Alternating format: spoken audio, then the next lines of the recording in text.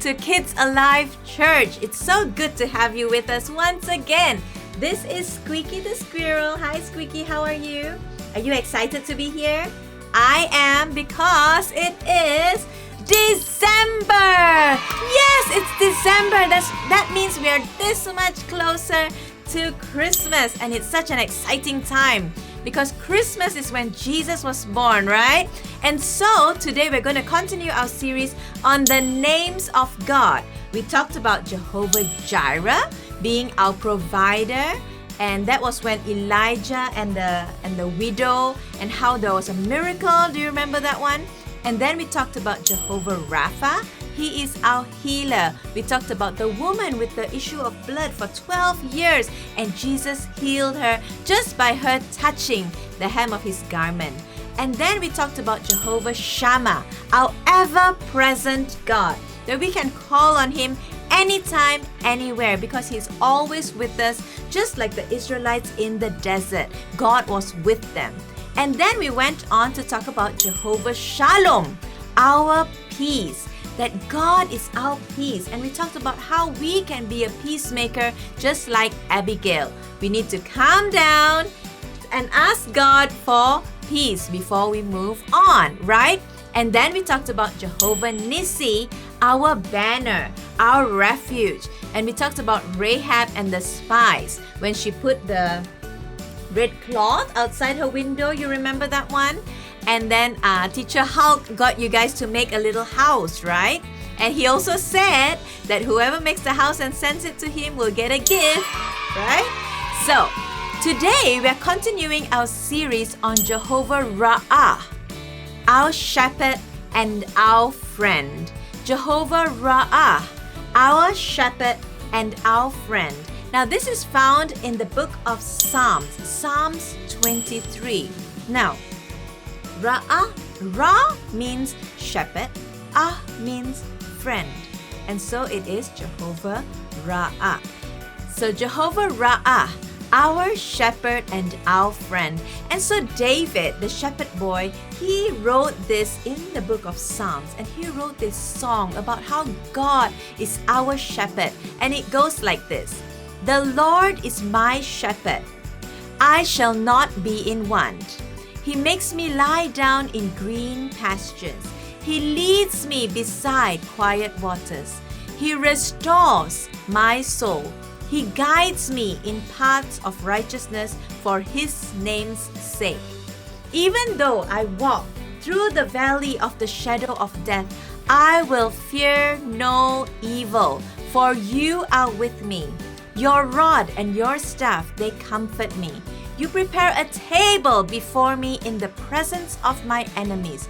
You anoint my head with oil. Surely goodness and love will follow me all the days of my life, and I will dwell in the house of the Lord forever. This is the whole chapter of Psalms 23. And this is your homework actually. This whole week when you go home, ask mommy and daddy to help you at home read this psalm. And right now I'm going to explain to you what it means so that when you read it, it becomes real to you. Alright? So, the Lord is my shepherd, I shall not be in want. That's the first verse, the first part of it. Now, I shall not be in want. What does that mean? Do you know what that means?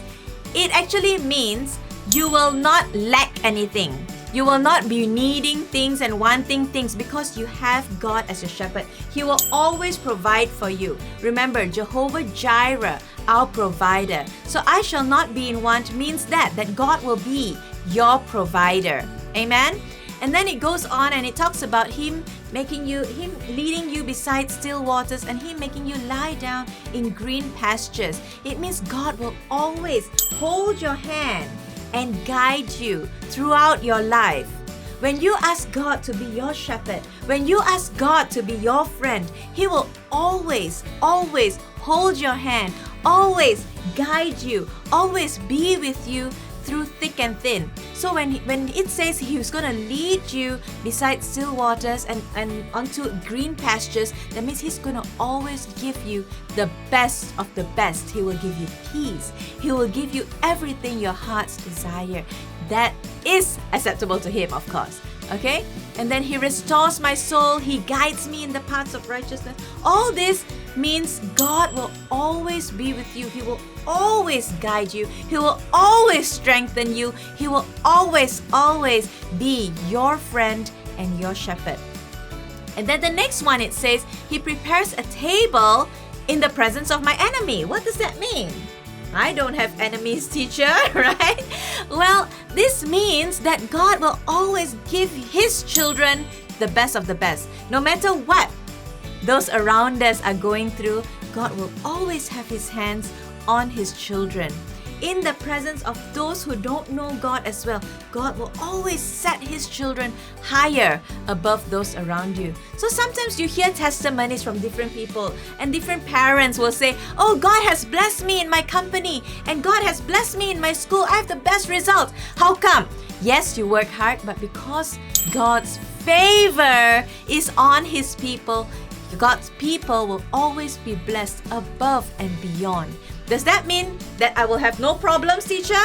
No, it doesn't mean that. It doesn't mean that.